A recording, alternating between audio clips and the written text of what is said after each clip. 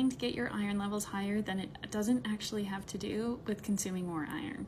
I know it sounds crazy and you're wondering, how does this work? I'm about to explain it to you. This is one of the biggest things that I work with my clients, and I see huge transformations from it because we're actually solving what the body is imbalanced with, and that is from iron not moving. So low iron or anemia is actually a vitamin A deficiency, and we know that from a study from 1978 with Hodges and his colleagues, where he looked at depleting people's vitamin A levels to make their hemoglobins drop.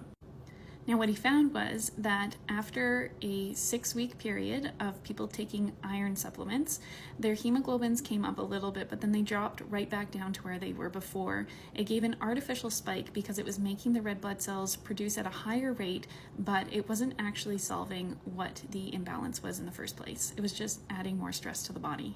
Then they gave them vitamin A in the form of retinol, and guess what? Their levels of hemoglobin went back up. There was an 80% correlation between vitamin A supplementation and their hemoglobin.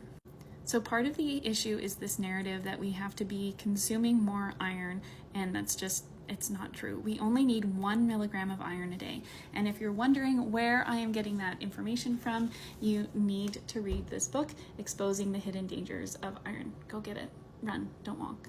24 milligrams of iron is recycled in the body a day. So if you go back and you watch any of my previous videos, I talk about the fact that we need to be focusing on the movement of iron. This includes the body recycling iron, and that is huge so that iron is moving. It can actually be 10 times higher in our organs than it is in our blood. And we do not want that. We want iron to be moving through the body. We don't want it stuck, because that's when issues begin to happen.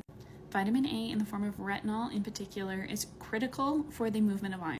I know that people who are vegan or vegetarian are going to ask me what the alternatives are, but I am just explaining how the body works, and there is no alternative from vitamin A in the form of retinol that comes from an animal source. So if you're struggling with low iron and you're trying to figure out ways to increase it, the issue is not coming down to having more supplements that have iron in them, or having prenatals or multivitamins, or adding that little fish to your water.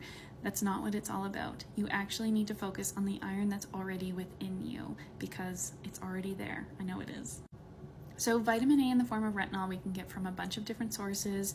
It comes, like I said, from animal sources. So if you are eating things like lard and tallow, if you are eating eggs, things like butter, especially if you're following Weston A. Price Foundation, they harp on how amazing butter is. It's really amazing.